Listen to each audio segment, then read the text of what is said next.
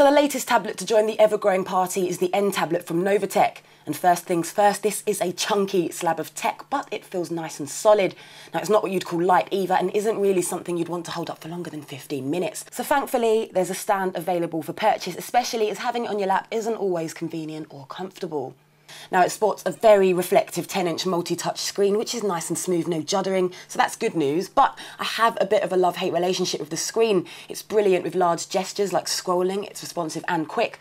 But when it comes to more intricate tasks like minimising or closing full-sized windows, that's where you'll run into problems. And it's with these kinds of commands that you begin to realise the screen isn't that good. Now, browsing the web is where it's most frustrating. There seems to be a dead spot at the top of the screen where taps and hits just aren't recognised. So, for example, hitting the URL box to load a web page can be quite difficult, and that's even when trying your hardest to be accurate. Sometimes it can play nice, but generally, it's pretty challenging. But it packs a 3G modem, so web pages go back and forth with a swift screen swipe. Web pages load quickly and look good on screen, plus it supports Flash. And when an icon isn't trapped in the corner, the screen is actually capable of functioning hassle-free with a quick response time. Now, the on-screen keyboard is one of its strong points too. It pulls out nice and easily and can handle quick typing, which is always good. Now, onto the video side of things, and the nTab has a great screen for it, and video looks really good. Unfortunately, it renders video quite badly and can't seem to play without occasionally stuttering and pausing. And I can't speak for all media players, but Channel 4's 4OD media bar looked blurred and pixelated, even in portrait mode. Its speakers let it down too by having a very low maximum volume. That's pretty lifeless and hollow. And if you are watching something with absolutely no background noise whatsoever, even at peak volume, the sound of the fan will get on your nerves.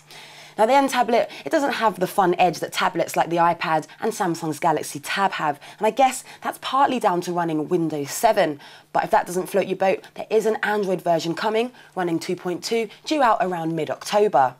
But what's good about the nTab is that it's like a proper computer. You've got the familiar Windows OS, great connectivity, and lots of useful features like Wi-Fi, Bluetooth 2.1, a 1.3 megapixel camera, and a 32 gig solid-state drive. Now, it packs the same Atom processor and 1 gig of RAM combo found in most netbooks, so performance is very similar, so reasonably fast with a tendency to lag, which in this case mostly pops up when making use of the accelerometer. It's slow and renders the page quite badly and is far from seamless.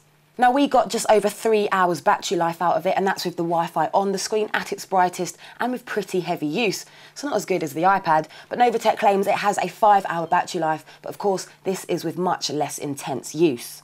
But the nTab reminds me of the Juju, and that's definitely not a good thing. It has its good points, so it's got a sharp screen, fast browser, videos look really good, and it's got the potential to be a great tablet.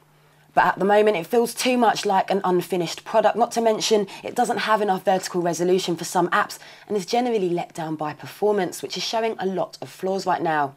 And it would be nice to see a slimmer outer shell next time as well.